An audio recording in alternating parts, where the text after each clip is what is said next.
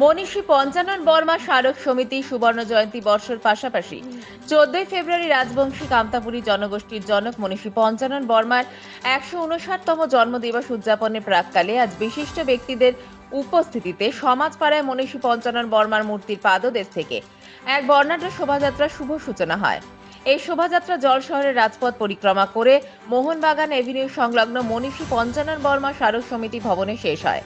এই শোভাযাত্রায় উত্তরবঙ্গের বিভিন্ন জায়গা থেকে 3 শতাধিক পঞ্চানন অনুরাগী মানুষ উপস্থিত হয়ে পায়ে পা মেলান। এই শোভাযাত্রায় বিভিন্ন বিদ্যালয়ে গান নাচের দল অংশগ্রহণ করে। আজকের এই পদযাত্রায় উপস্থিত ছিলেন জলপাইগুড়ি পৌরসভার পৌরমাতা পাপিয়া পাল, বিধায়ক প্রদীপ কুমার বর্মা, মনীষী পঞ্চানন বর্মা স্মারক সমিতি জলপাইগুড়ি সভাপতি ও প্রাক্তন বিধায়ক বিজয় চন্দ্র বর্মন, মনীষী পঞ্চানন বর্মা স্মারক সমিতির সম্পাদক নির্মলেন্দু রায়, জলপাইগুড়ি পৌরসভার বিভিন্ন ওয়ার্ডের কাউন্সিলরগণ সহ আরো অনেক বিশিষ্ট ব্যক্তিরা। আগামীকাল মনীষী পঞ্চানন বর্মা স্মারক সমিতি ভবনে যথাযথ মর্যাদায় জন্মদিন পালন করা হবে। পাশাপাশি এই জন্মদিবসকে সামনে রেখে আরো অনুষ্ঠান অনুষ্ঠিত হবে 3রা মার্চ বলে জানালেন মনীষী পঞ্চানন বর্মা স্মারক সমিতি জলপাইগুড়ির সভাপতি বিজয় চন্দ্র বর্মন।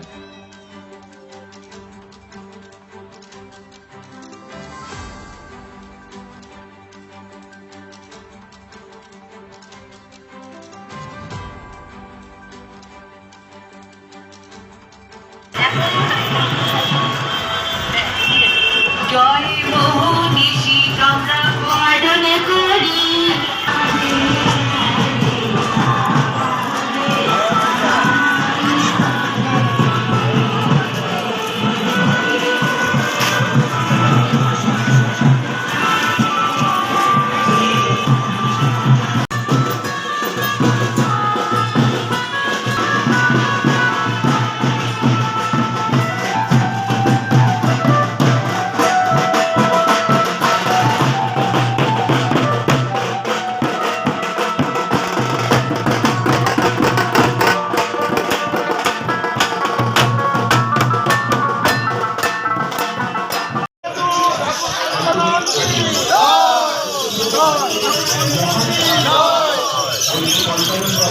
পঞ্চানন স্মারক সমিতি জলপাইগুড়ির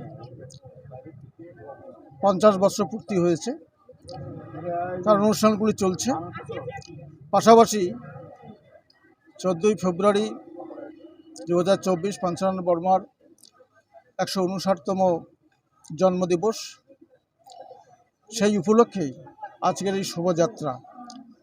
আমরা এই 50 বছর যারা আমরা এই বর্তমান প্রজন্মের মানুষ অনেক দিন পরে আমরা পাচ্ছি, সেই জন্য আমরা সেটা বর্ণাঢ্য করার জন্য আমরা সবাই মিলে একসঙ্গে হাঁটছি। উত্তরবঙ্গ থেকে লোকজন আমাদের এই অংশগ্রহণ করছেন। সারা বছর আমাদের অলরেডি 3টে অনুষ্ঠান আমাদের হয়ে গেছে।